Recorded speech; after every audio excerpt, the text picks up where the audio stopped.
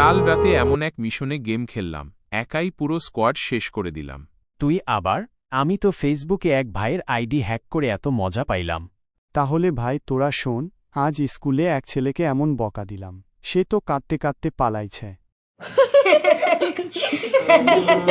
আরে ভাই, মজা করো, ঠিক আছে, কিন্তু ভাবো তো এই কাজগুলা আল্লাহ পছন্দ করবেন কি?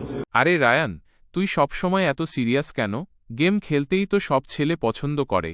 সবাই করে বলেই কি ভুলটা ঠিক হয়ে যায়? আমরা মুসলিম, আমাদের জন্য একটা আলাদা পথ আছে, সেটি হলো সিরাতুল মুস্তাকিম।